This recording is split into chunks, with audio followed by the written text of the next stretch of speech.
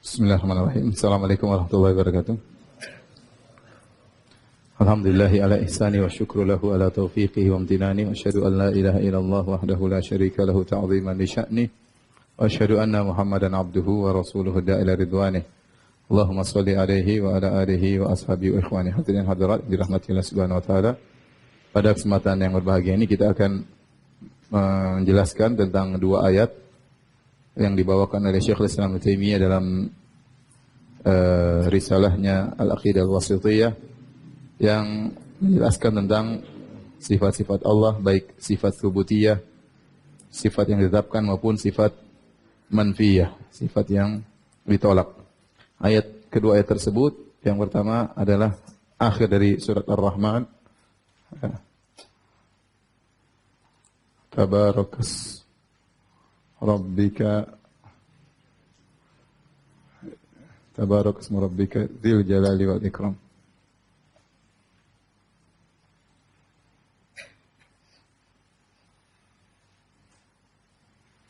Ayat yang kedua dalam surat Maryam ayat 65, Rabbus samawati wal ardi wa ma bainahuma fa'buduhu wastabir li ibadatihi hal ta'lamu lahu samiyya. Yang pertama kita bahas ini dulu ya. Allah Subhanahu wa taala berfirman, Tabarakasmu Rabbika. Tabarak itu ya maha penuh berkah ya. Ismu Rabbika dzil jalali wal ikram. Dalam sebagian qiraah dzil jalali wal ikram, dalam sebagian qiraah dzul jalali wal ikram.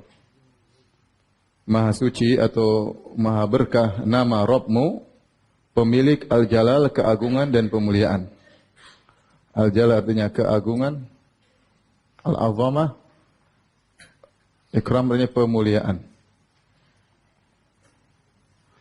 Kalau dia disifati dengan zu berarti pemuliaan keagungan adalah sifat daripada ismu. Ini kalau zu. Tapi kalau dia zi ya, maka dia adalah sifat daripada Rabbika, Rabb. Ini bedanya antara zu dan zi ya.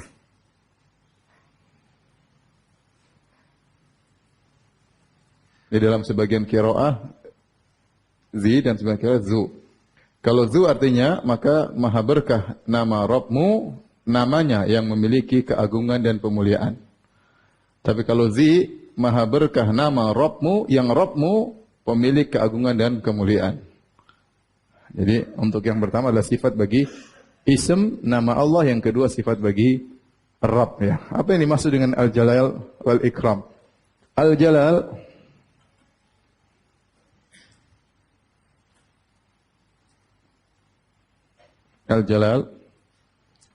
ada khilaf atau dua pendapat ya. Ada yang mengatakan dari jalla jalaluhu, jalla jalaluhu ya. Ada yang mengatakan dari ajalla ijlalan. Dari jalla, dari ajalla. Jalla al-jalal atau ajalla. Ajalla atau jalla. Kalau jalla berarti dia fi'il lazim ya. Fi'il lazim itu tidak membutuhkan objek.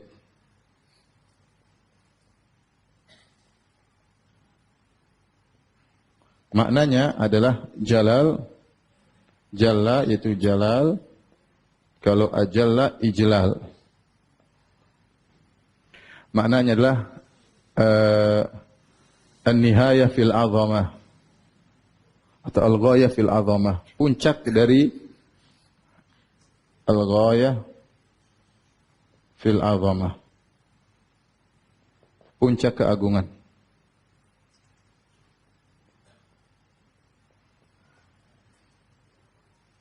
Kalau kita artikan maha berkah nama Rabbmu yang dia pemilik puncak keagungan. Tapi kalau di ajalla ijlal, maka ini ada dua pendapat juga, dua pendapat lagi. Atau tiga pendapat ya. eh, hah? Ada dua pendapat. Yang pertama, jadi yang pertama ahlun an yujal, yang kedua ahlun an yujil. Yujil, ya, yaitu yang berhak untuk diagungkan. Yang ini adalah yang memuliakan, yang memuliakan, yang mengagungkan.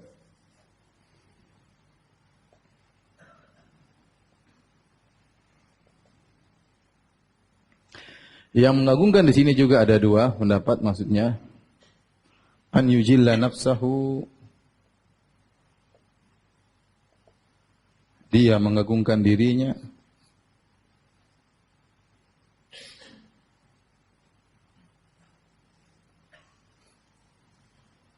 yang kedua an yujilla auliya'ahu, dia mengagungkan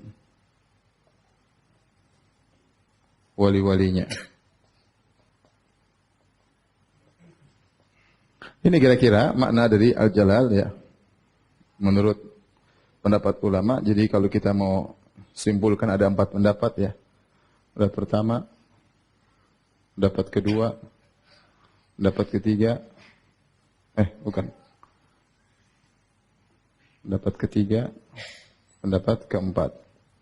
Syekhul Islam Taimiyah memilih pendapat yang ini, ahlun an yujal, seperti firman Allah, huwa ahlut taqwa. Huwa ahlut taqwa, yaitu dialah Allah yang berhak untuk ditakwai. Ya, jadi Allah berhak untuk diagungkan. Namun semua ini maknanya benar ya. Allah Dzul Azamah, tabarakasma rabbika dzil jalala ay dzil azamah. Dialah maha berkah nama Allah, pemilik keagungan ya, atau pemilik yang berhak untuk diagungkan ya, karena sifat-sifatnya yang mulia ya. Atau Allah mengagungkan dirinya sendiri, atau Allah mengagungkan wali-walinya, Allah memuliakan wali-walinya, ya Allah. Seperti itu. Adapun al-ikram, sama, al-ikram juga ada 2 pendapat. Ya, ada maksudnya ahlun an yukram atau an yukrim. Sini memuliakan wali-walinya. Kalau di sini berhak untuk dimuliakan.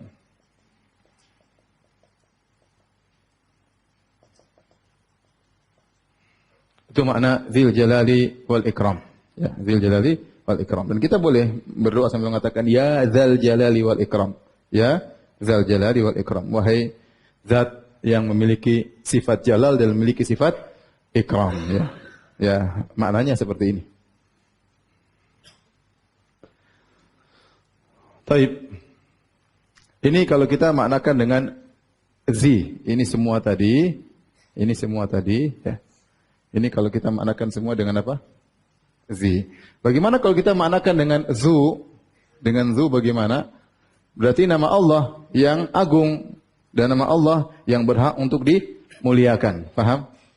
Maka maknanya, kalau maknanya zu, berarti nama Allah, Ismullah, ahaqqu an yujal. Yujal.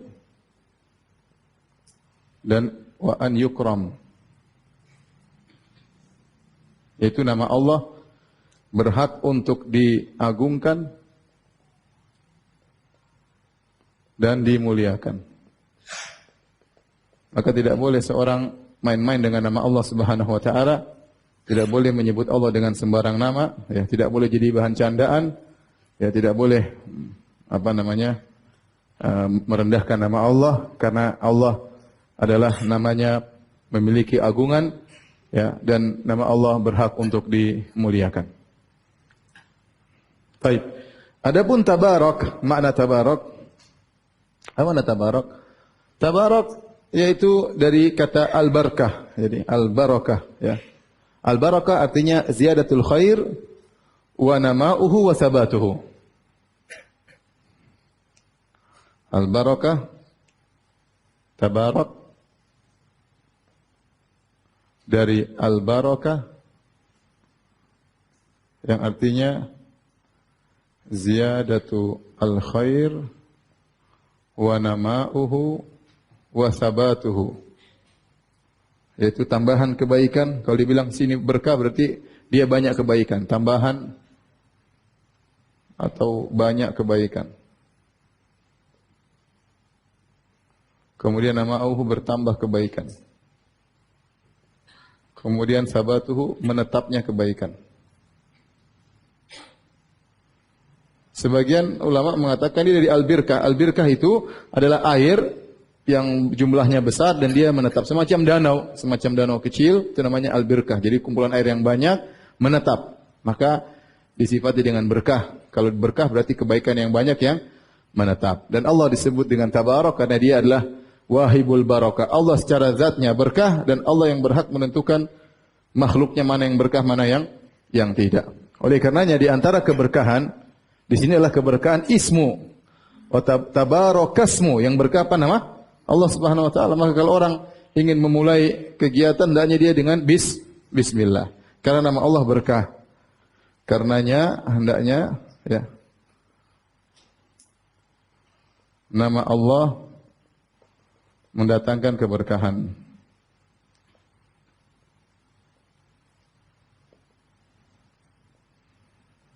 Maka dalam suatu hadis yang hasan kata Nabi sallallahu alaihi wasallam, kullu amrin la yubda bi basmalah fahuwa abtar.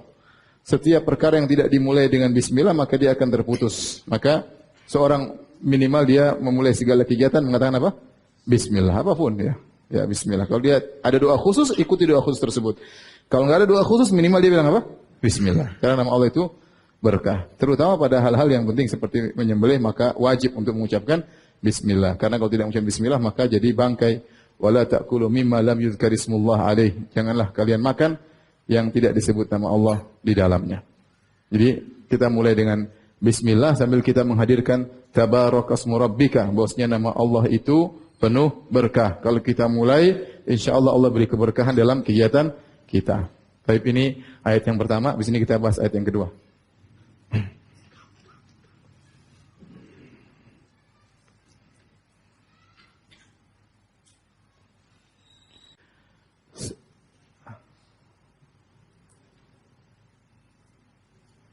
Di sini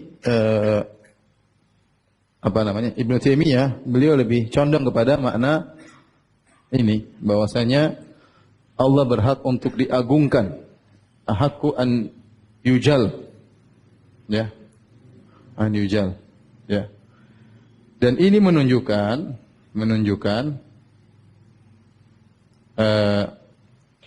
al-isbat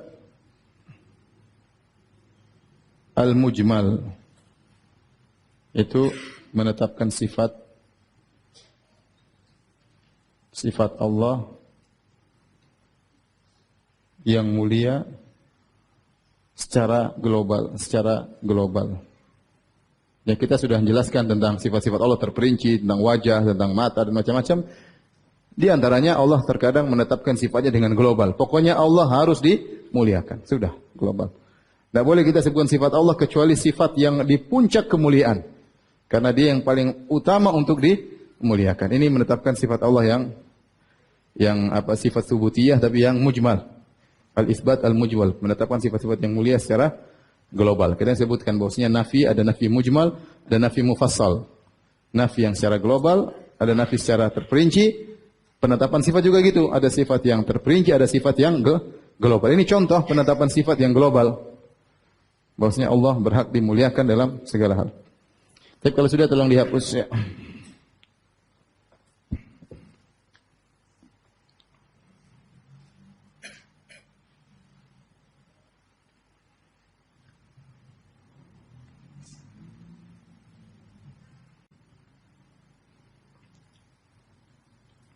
Jadi sekarang sudah paham maknanya. Allahu Jalla Jalaluhu. Sudah paham? Jalaluhu bisa artinya tadi, banyak pendapat ya. Baik. Sekarang kita bahas pada ayat yang kedua. Allah Subhanahu wa taala berfirman, Rabbus samawati wal ardi wa ma bainahuma fa'buduhu wastabir li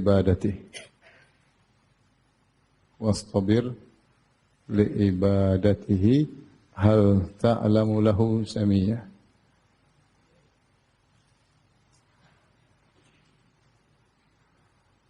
Surat Maryam ayat 65. Baik. Di sini Allah membuka ayatnya dengan menjelaskan tentang rububiyah Allah Subhanahu wa taala. Tentang rububiyah Allah. Bahwasanya dialah Allah yang pemilik, pencipta langit seluruhnya dan bumi seluruhnya, bahkan yang ada di antara keduanya. Allah yang menciptakan. Allah yang pemilik dan Allah yang menguasai. Tidak ada satu makhluk pun yang bersama Allah dalam penciptaan alam semesta, dalam penguasaan dan dalam pengaturan alam semesta. Semuanya Allah sendirian. Ya, mutafarridun bi rububiyyatihi. Allah Maha Esa dalam rububiyah Allah. Kemudian ya Allah mengatakan fa'budu, maka ini fa'il artinya maka. Maka sembahlah Allah, sembahlah Ia. Sembahlah Dia. Ya. Dan ini tauhid al-uluhiyah. Artinya hanya Allah yang berhak disembah.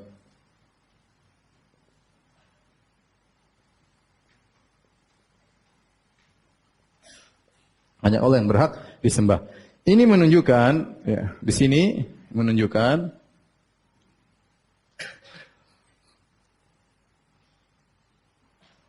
Allah berdalil dengan tauhid rububiyah untuk tauhid uluhiyah. Ini suatu yang sangat logis. Kalau Allah sendiri yang menciptakan langit dan bumi, kalau yang menciptakan alam semesta, Allah yang mengatur, Dia yang berhak disembah. Kalau memang ada yang sama seperti Allah, sembah tidak apa-apa. Kalau ada yang juga menciptakan langit dan bumi, ya sudah, Dia ikut disembah. Tapi siapakah yang bersama Allah menciptakan langit dan bumi? Siapakah yang bersama Allah menguasai alam semesta? Siapakah yang bersama Allah ikut mengatur alam semesta? Tidak ada, cuma Allah sendiri. Karena Allah Maha Esa dalam rububiyah, maka Dia sendiri yang harus berhak disembah. Maka tidak boleh kita berdoa kepada selain Allah, tidak boleh kita menyembelih kepada selain Allah, tidak boleh kita bertawakal kepada selain Allah. Itu semuanya kesyirikan. Itu adalah semuanya kesyirikan. Maka aneh, kemudian ada seorang datang ke kuburan, kemudian minta kepada mayat, bertawakal kepada mayat, menyerahkan urusannya kepada wali yang sudah mati. Apa yang bisa dia ciptakan wali tersebut? Ya, apa yang bisa dia ciptakan? Apa yang diatur di alam semesta ini? Tidak ada yang diatur. Kemudian dia bertawakal kepada wali-wali tersebut, tawakal kepada orang-orang saleh tersebut, tidak benar. Yang berhak untuk ditawakali hanya siapa? Allah. Yang berhak untuk disembah hanyalah Allah Subhanahu wa taala. Maka di sini Allah berdalil dengan rububiyah, ya, untuk uluhiyah. Makanya Allah mengatakan maka Rabbus samawati wal ardi wa ma bainahuma. Allah lah pemilik langit dan bumi dan apa yang di antara keduanya, maka fa'buduhu, sembahlah Dia semata, tidak boleh sembah yang lain.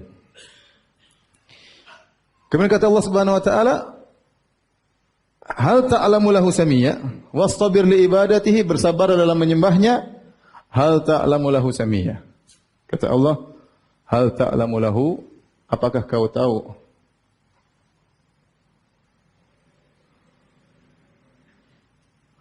ada yang serupa dengan Allah?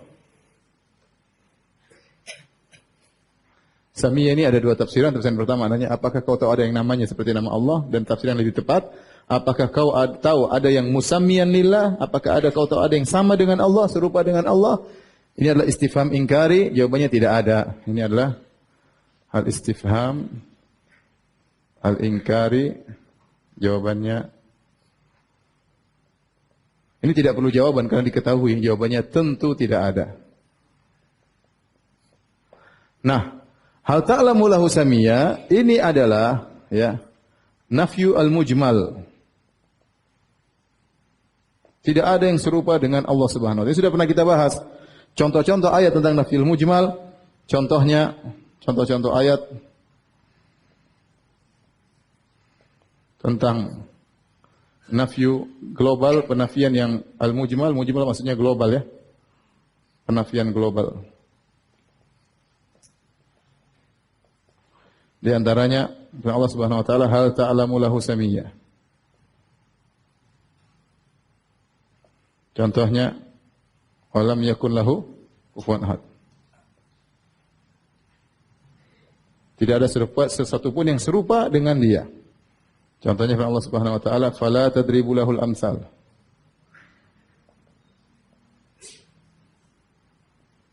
Jangan kalian membuat tandingan-tandingan permisalan bagi Allah Subhanahu wa taala. Contohnya lagi firman Allah Subhanahu wa taala laisa kamitslihi syai'. Laisa kamitslihi syai'. Tidak satu pun yang serupa dengan dia. Ini contoh nafyu al-mujmal ya, nafyu al-mujmal. Ini asal dalam penafian adalah dengan mujmal. Kalau kita memuji seorang raja kita bilang tidak ada yang serupa dengan engkau. Ini puncak dalam pujian ya tidak. Tidak serupa dengan engkau artinya sifat-sifatmu sangat mulia. Maksud dari nafyul mujmal ada untuk menetapkan lawannya bahwasanya tidak ada yang serupa dengan apa? Allah Subhanahu karena Allah Maha sempurna. Timbul kenapa tidak ada yang serupa dengan Allah? Maksudnya apa? Kenapa tidak ada yang serupa? Ada yang serupa karena Allah apa? Maha mulia. Maha mulia sifat-sifatnya. Sehingga tidak ada yang serupa dengannya. Itu maksudnya. Di sini kita lihat ya, Allah berdalil dengan tauhid asma wa sifat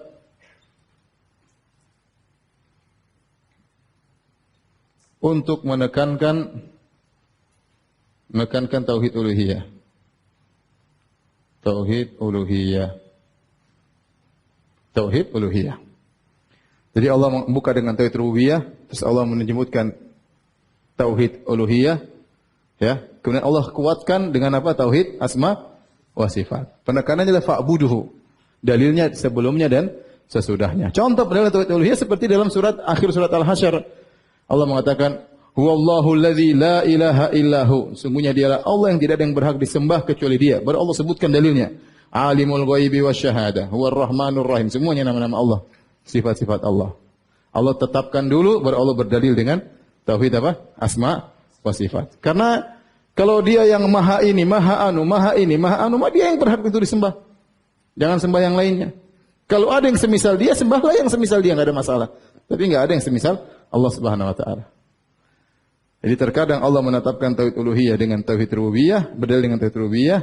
Allah Maha Esa dalam rububiyah dan ini Allah Maha Esa dalam tauhid asma dan sifat. Maksudnya apa Allah Maha Esa itu tidak ada yang menyaingi Allah. Allah ilmunya maha berilmu. Maha Esa dalam sifat ilmu tersebut. Orang punya ilmu tapi tidak seperti ilmunya Allah Subhanahu wa taala, ya. Ini maksud dari ayat ini. Baik.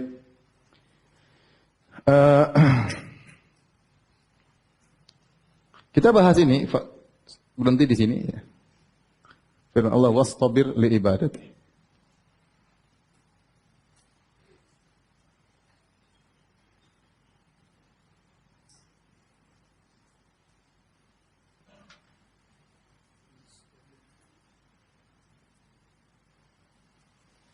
Wastabir li ibadatihi.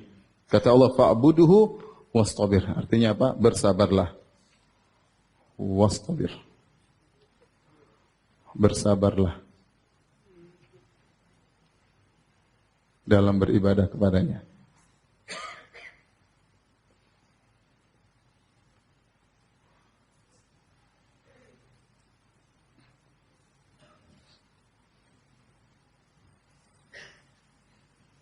Untuk beribadah kepadanya, untuk beribadah kepadanya.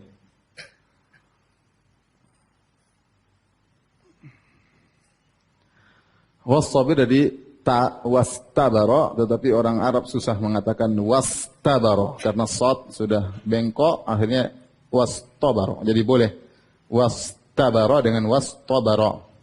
untuk memudahkan pengucapan. Wastabir, bersabarlah, yaitu tambahlah bukan sekedar wasbir, tapi tambahlah kesabaranmu. Ini ada ziyadatul huruf menunjukkan ziyadatul makna. Allah tidak mengatakan wasbir, tapi wastabir. Jadi wastabir, yaitu tambahkanlah apa? Derajat kesabaranmu. Kalau kita mengartikan itu, tambahkan derajat kesabaranmu dalam beribadah.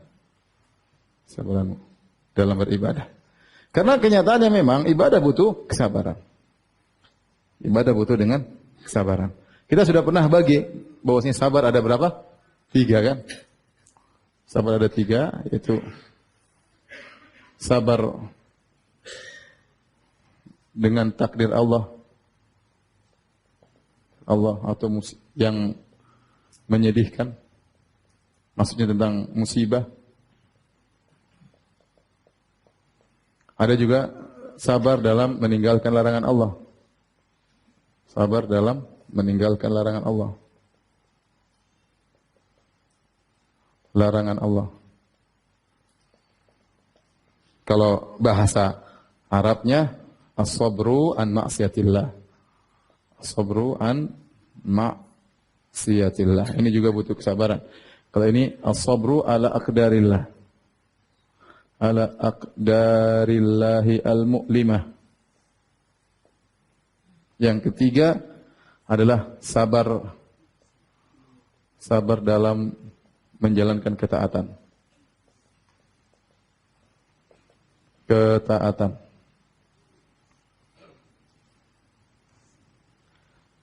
As-sabr ala ta'atillah. Ini semuanya adalah ibadah. Meninggalkan maksiat ibadah. Sabar dalam takdir Allah, musibah-musibah juga ibadah. Sabar dalam menjalankan ketaatan juga apa? Ibadah. Ini sudah saya pernah bahas dalam syarah kitab, tapi saya singgung lagi, tidak apa-apa. Mana lebih afdal? Sabar ini atau sabar ini atau sabar ini? Secara jenis,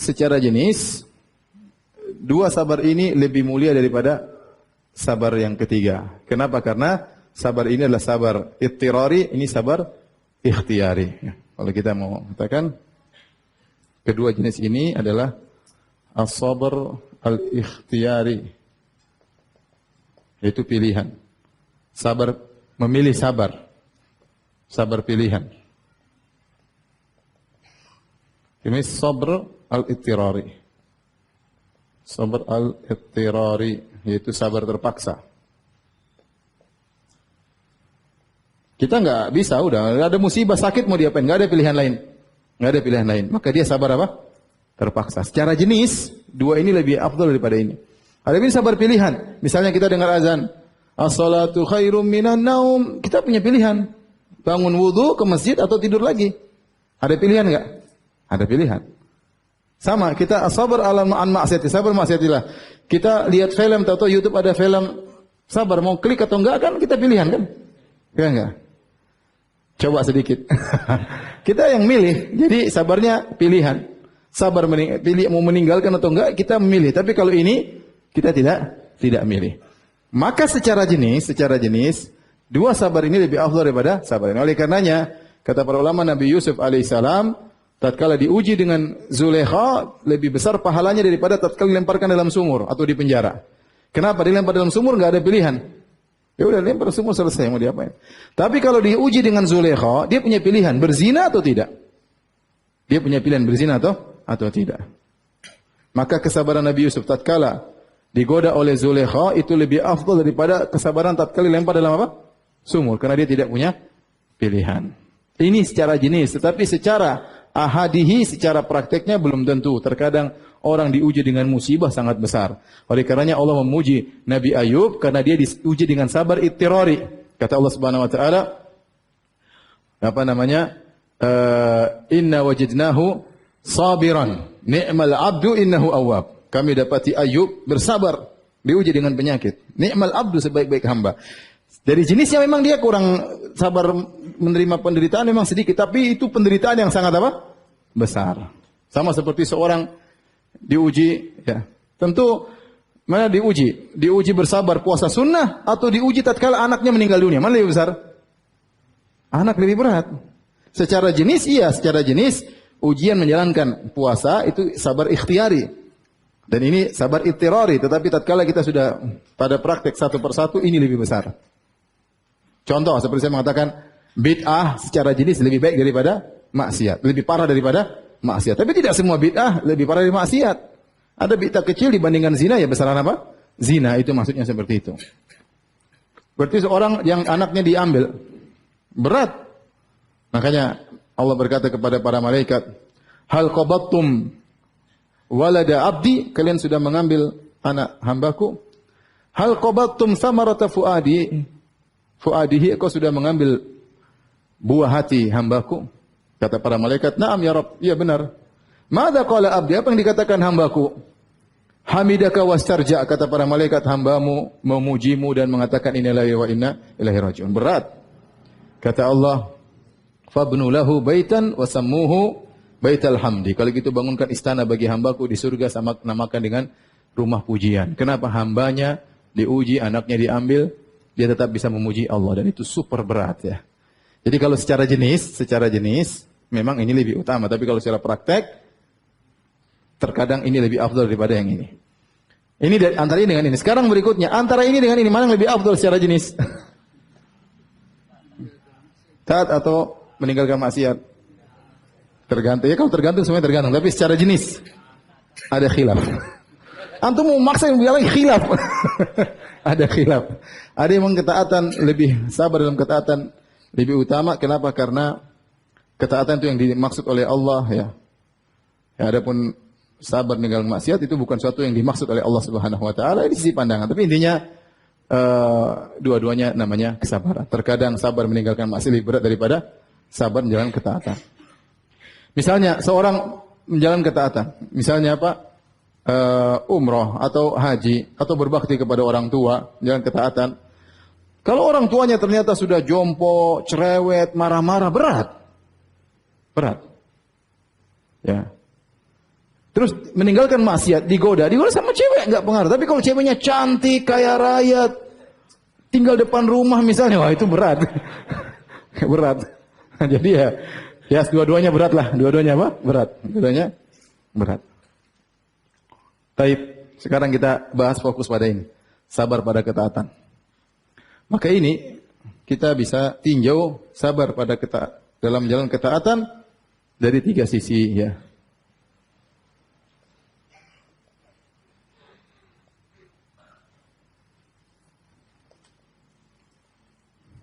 Sebelum beribadah, ketika beribadah, setelah beribadah.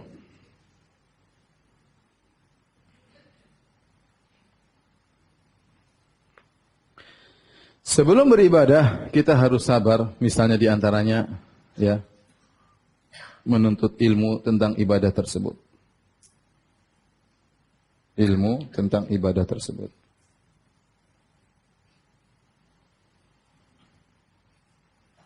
Karena kita ingin ibadah, kita harus tahu, tidak semua orang sabar untuk ilmu. Tidak semua orang mau sholat, dia belajar dulu tentang fikih sholat. Tidak, dia sholat gitu aja. Seharusnya ada, kalau ingin ibadah lebih afdal, harusnya untuk ilmu tentang ibadah akan kita jalankan. Ya. Kita mau haji, belajar dulu haji. Sabar sebelum ente haji, supaya ente hajinya bagus. Ya. Ente mau jual beli, sabar. Ada jual beli tertentu, ente pelajari dulu sebelum ente jalankan misalnya. Ya. Ente mau nikah, ente belajar fikih nikah seperti apa sebelum ente menjalankan misalnya. Ya. Jadi untuk ilmu dulu sebelum mau sholat yang benar bagaimana, belajar dulu. Ya, kemudian sabar, ya. Ini sabar untuk ilmu, kemudian sabar untuk mengikhlaskan niat.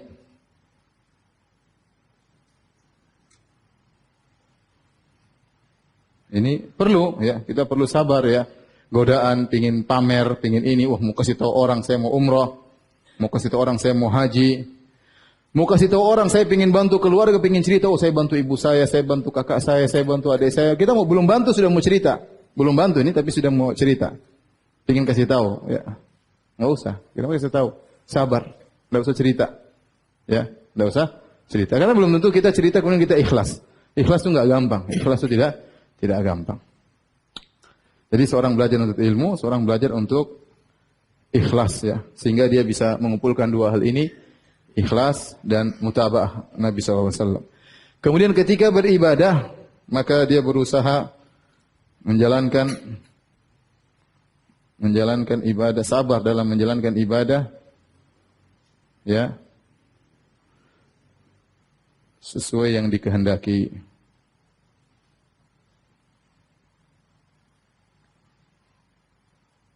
Tidak mudah ya. Kita kebanyakan beribadah bukan sesuai dengan dikehendaki Allah, tapi ingin melepaskan beban.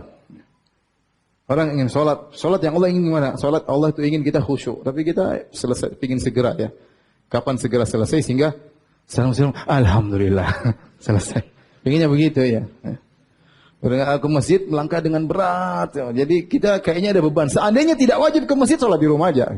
Cuma karena Ustadz bilang wajib, jadi saya ke masjid. Seandainya Ustadz bilang tidak wajib, udahlah nggak wajib di rumah saja ya. Jadi kita menjalankan tidak sesuai dengan yang Allah kehendaki, tapi kayak beban berat yang ingin kita lepaskan. Harusnya kita lawan itu. Ketika kita menjalankan ini ibadah, Allah perintah, pahalanya besar, kita berusaha apa? Menjalankannya dengan sebaik-baiknya. Oleh karena ketika kita beribadah juga, kita bersabar untuk menghadirkan muraqabah. Bersabar menghadirkan muraqabah. Ini sangat pengaruhnya luar biasa. Al-muraqabah. Muraqabah itu merasa diawasi Allah. Dilihat oleh Allah. Ya. Bukankah Allah mengatakan ya dalam Al-Qur'an ya, wa tawakkal 'alal hayy alladhi la yamut, alladhi yaraka hina takum wa taqallubaka fis sajidin, innahu wasami'ul alim. Bertawakallah kepada Allah yang Maha Hidup, yang tidak mati, yang melihat engkau tatkala kau bangkit untuk berdiri dan melihat engkau tatkala kau sujud bersama orang. Ya Allah lihat kita. Kalau kita beribadah Allahu Akbar, salat, kita merasa Allah sedang menilai. Allah sedang menilai. Itu kalau kita bisa hadirkan akan mudah kita khusyuk. Cuma kita enggak menghadirkan hal tersebut. Ya. Makanya kita sejenak salat kita hadirkan Allah sedang menilai saya, bisa jadi. Makanya mengatakan sallu salata muwaddi'in. Salatlah seperti orang yang hendak meninggalkan dunia ini. Jadi dia konsen, datanglah salat. Toh 5 menit akan berlalu. Mau ente salat dalam kondisi tidak khusyuk, tetap 5 menit itu ente harus jalankan. Mau imamnya lama enggak lama ente jengkel-jengkel, imam tetap aja baca di situ ya. Ya. Mau apa lagi? Ya sudah. Kalau gitu hadirkan bahwasanya Allah sedang melihat saya beribadah. Itu akan mengaruhi kualitas ibadah kita, luar biasa pengaruhnya. Itu terus kita latih ya. Pagi-pagi jam 9 salat duha. Allah lihatnya, Allah. Sudah. Jangan sekedar Allah. Enggak, kita menghadirkan dalam diri kita derajat ihsan. Yang kata Nabi SAW, anta budallaha ka'annaka tarahu fa illam takun tarahu fa innahu yara. Dan ini kau beribadah seakan-akan kau melihat Allah. Kalau kau tidak mau, yakinlah Allah melihatmu. Apa maksudnya kau melihat Allah seakan-akan kau lihat keagungan Allah di hadapanmu. Kalau kau tidak mau menghadirkan keagungan, yakinlah Allah sedang melihatmu. 2 derajat. Derajat pertama mungkin tidak bisa. Derajat kedua insya Allah kita bisa.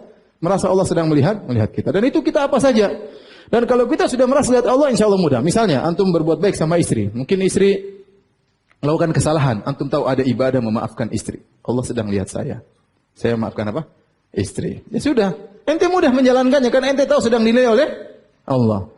Ente tahu kalau ente ngomong gini ribut tambah. Ya sudah. Kita tenang.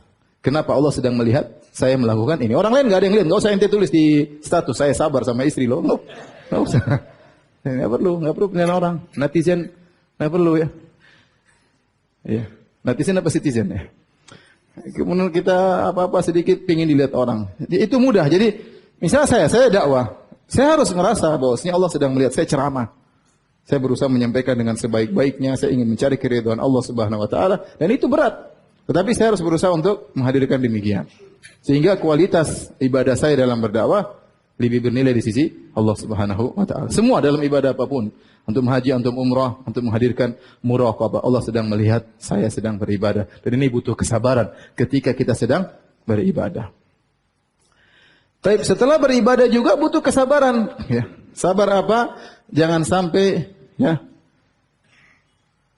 Sabar untuk tidak terjerumus dalam pembatal. Dalam pembatal atau pengurang pahala. Pengurang pahala. Kita sekarang sudah punya modal, sudah haji, hajinya mabrur. Mungkin ya, kita sudah umroh, umroh sudah punya. Udah pahala, ikut pengajian ada pahalanya, dakwah ada pahalanya, sedekah ada pahalanya, bangun masjid ada. Sudah dapat modal pahala. Ini dijaga baik-baik. Jaga baik-baik ya. Makanya Ibnu Qayyim mengatakan, perkaranya bukan engkau beramal, tetapi perkaranya engkau jaga amal dari perkara yang menggugurkannya atau menguranginya. Itu yang paling penting. Ya. Setan tidak peduli Anda beramal sebanyak-banyaknya, tapi kalau setan gugurkan, sudah setan habis senang. Udah capek-capek gugur, udah capek-capek gugur.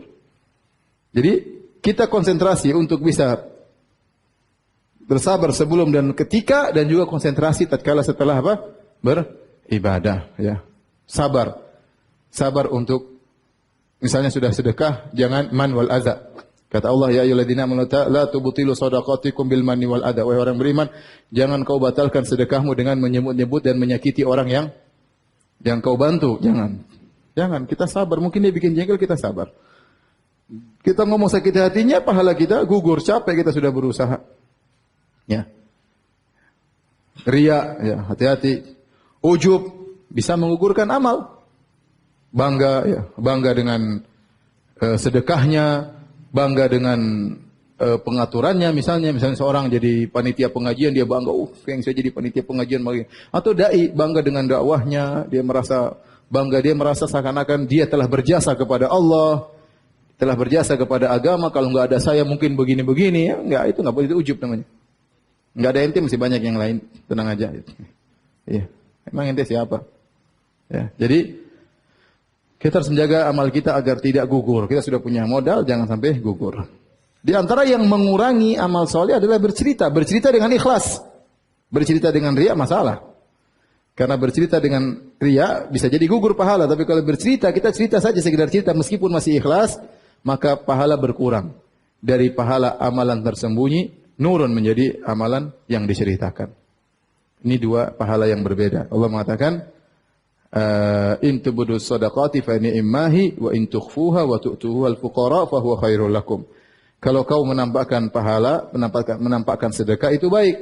Tapi kalau kau sembunyikan maka lebih baik. Ini dalil bahwasanya pahala amalan disembunyikan lebih baik daripada pahala amalan yang ditampakkan. Maka di zaman sekarang jangan suka share amalan, jangan suka share amal soleh. Sedikit-sedikit cerita ya. Latih diri kita untuk menyembunyikan amal soleh kita agar pahalanya lebih besar. Kata Nabi SAW, man istata'a minkum an yakuna lahu khabi'un min amalin soleh falyaf'al. Barang siapa yang mampu punya amal soleh yang tersembunyi, maka lakukanlah. Kalau bisa antara engkau dengan Allah. Subhanallah, ada seorang salaf, saya lupa namanya, tapi dia puasa 40 tahun kalau tidak salah, istrinya nggak tahu. Dia puasa sunnah, istrinya nggak tahu. Gimana caranya? Saya lupa namanya, tapi disebutkan dalam Syiar Alam Nubala, disebut dalam buku-buku siar sejarah. Jadi dia keluar di pagi hari, dia minta makan dari istrinya. Dia kerja di pasar, dia khazzaz, penjual baju. Dia minta makan dari istrinya. Istrinya kira itu makan, mau dia iftar di pasar, dia ambil. Sampai di sana dia sedekah sama orang. Sampai sana dia sedekah sama orang. Nanti dia pulang, dia beli makanan dari pasar. Orang kira dia makan sebelum maghrib. Nanti pulang dia agak malam, dia makan malam. Istrinya nggak tahu, selama puluhan tahun istrinya tidak tahu kalau dia apa? Puasa sunnah. Jadi kalau bisa Nabi mengatakan apa? Bayangkan Nabi berkata, rajulun tasaddaqa biyaminihi, seorang bersedekah tangan kanannya. Fa akhfaha, dia sembunyikan, hatta la ta'lama shimalu ma tunfiqu, sampai tangan kiri tidak tahu apa yang diketahui yang dilakukan oleh tangan kanan. Jangankan orang lain, sebagian badannya pun tidak tahu apa yang dilakukan oleh dia. Ini gambaran yang luar biasa, ya, metafora atau hiperbola dari Nabi SAW bagaimana seorang berusaha untuk menyembunyikan amal soleh ini. Hati-hati. Saya katakan para salaf dahulu, mereka bersusah payah untuk menyembunyikan amal soleh mereka. Sekarang orang bersusah payah untuk pencitraan. Terbalik. Dahulu bersusah payah untuk menyembunyikan amal soleh. Bersusah payah. Ya. Sekarang orang berusaha payah untuk. Ada seorang salaf, subhanallah, dia masuk kamar, dia bawa air. Orang nggak tahu ngapain dia masuk bawa air. Ternyata dia menangis, kemudian dia ingin basuh mukanya dari tangisan tersebut, dia pakai cilak. Yang cerita akhirnya anaknya. Nggak ada yang tahu kalau dia habis menangis. Ya. Ayub As-Sikhtiyani tatkala dia menangis, tatkala dia sampaikan hadis kemudian tiba-tiba menangis, maka langsung dia pura-pura flu. Dia bilang ma asyaddaz zukam, betapa berat kalau kena penyakit flu, padahal dia tidak flu. Ya. Tidak ingin orang tahu bahwasanya dia menangis. Bukan nangis kemudian di shooting. Biar orang tahu saya orangnya khusyuk nangis. Satu dunia tahu saya nangis. Ya itulah, kita dengan salaf yang beda-beda tipis, tinggal dibalik begini. Baik, demikian, silakan azan. Kalau bertanya silakan. Azan.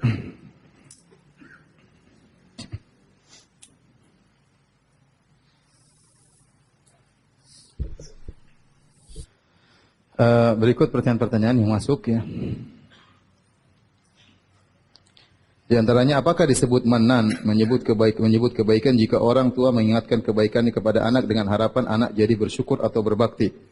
Jadi yang dilarang adalah menyebut-nyebut dalam rangka untuk menyakiti orang yang kita bantu. Adapun sekedar untuk mengajarinya agar dia tidak kufur nikmat, agar dia tidak menjadi orang yang tidak bersyukur, maka sebenarnya membolehkan.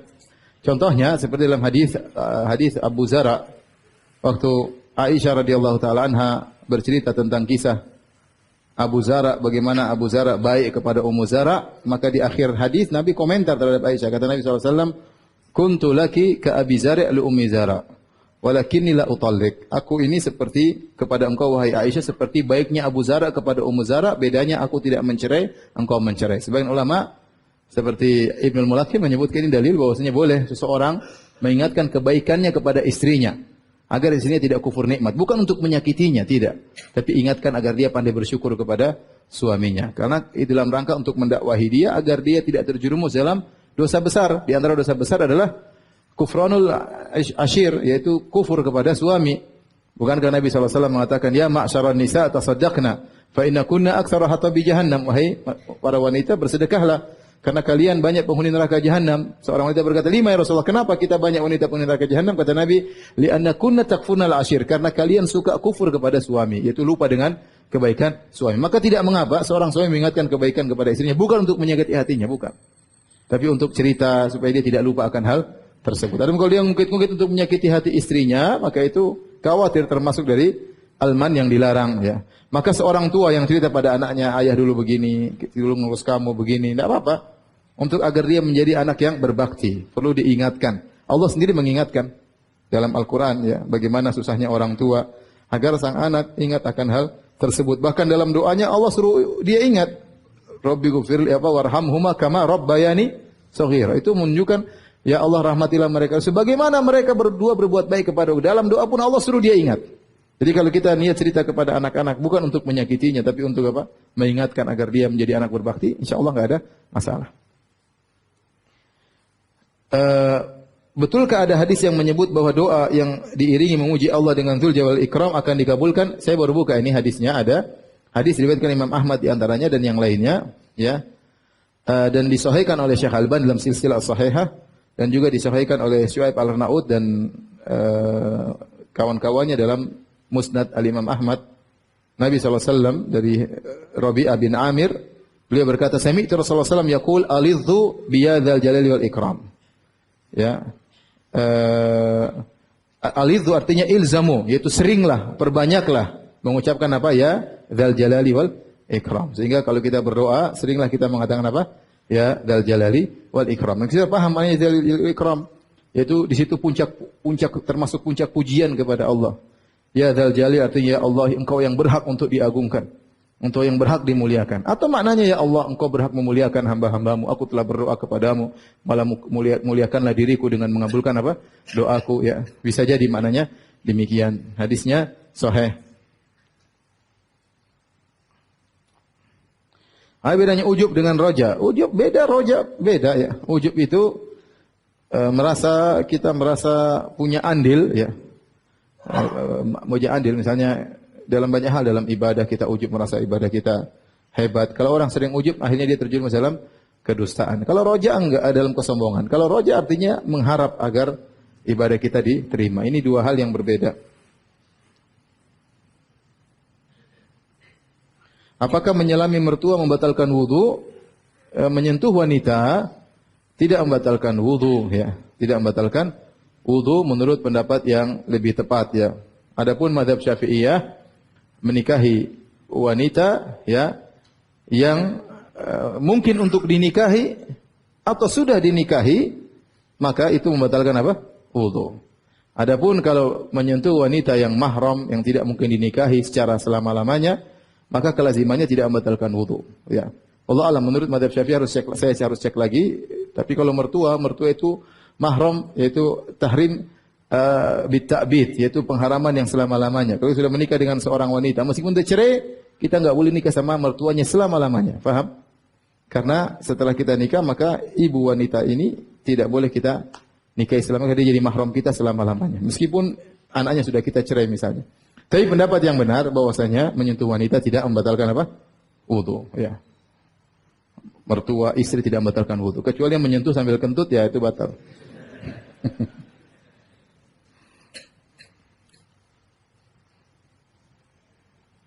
Jika istri melakukan kesalahan yang enggak disadari dan suami tidak suka, lalu suami memukul istrinya, apakah itu hak suami atau suami bisa berdosa? Ya, suami jangan jadi tukang pukul ya. Kalau istri lihat istri punya kesalahan, nasihati. Pukul itu adalah cara yang terakhir. Ya. Allah menyebutkan fa'idhuhunna wahjuruhunna fil madaji' wadribuhun. Nasihati dulu, kemudian baru memboikot, baru pukul yang terakhir. Bukan langsung istri saya langsung main apa? Main pukul. Nasihati, panggil, nasihati baik-baik. Kalau dia tidak mengikuti aturan, bisa jadi dia salah. Setiap istri salah langsung mukul, bisa jadi dia berdosa.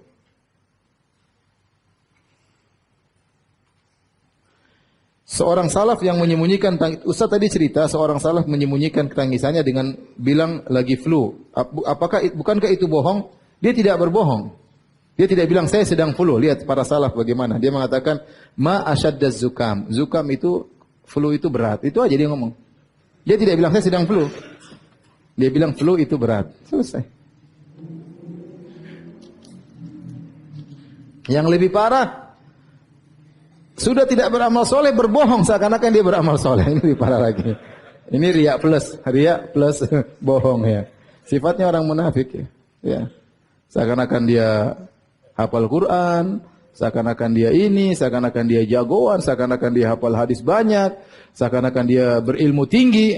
Allah Maha tahu. Kalau ente ingin tunjukkan kepada orang seakan-akan ente jagoan, benar orang akan terpedaya. Tapi Allah Maha tahu. Ente sedang membohongi diri ente sendiri. Ada ulama yang berpendapat bahwa jika orang tua penghasilannya haram, maka sepanjang anak belum mendapat pekerjaan, nafkah tersebut halal bagi anak karena akadnya telah berubah ataupun telah terpaksa menerima. Ya, ada pendapat demikian bahwasanya jika bukan semua anak, istri dan anak misalnya suaminya memiliki penghasilan riba, sementara dia tidak mungkin terlepas dari ketergantungan kepada suaminya, maka para ulama sebagian ulama mengatakan boleh dia mengambil hasil dari tersebut, yang berdosa adalah suaminya, dia boleh ambil tapi sebatas keperluannya saja. Tidak boleh dia suaminya hasil riba kemudian dia minta dibelikan mobil, dibelikan macam-macam, dibelikan emas bertambah, enggak boleh. Secukup dia makan, anaknya cukup buat sekolah itu aja, karena ini darurat. Apa? Darurat. Itu pendapat yang saya pernah baca dan saya condong pada pendapat tersebut. Kalau memang orang tuanya kerja riba dan dia tidak bisa terlepas karena ketergantungan, maka dia boleh mengambil secukupnya saja yang dia perlukan. Wallahu a'lam bishawab. Demikian saja. Subhanakallah bihamdik asyhadu an la ilaha illa anta astaghfiruka wa atubu ilaik. Assalamualaikum warahmatullahi wabarakatuh.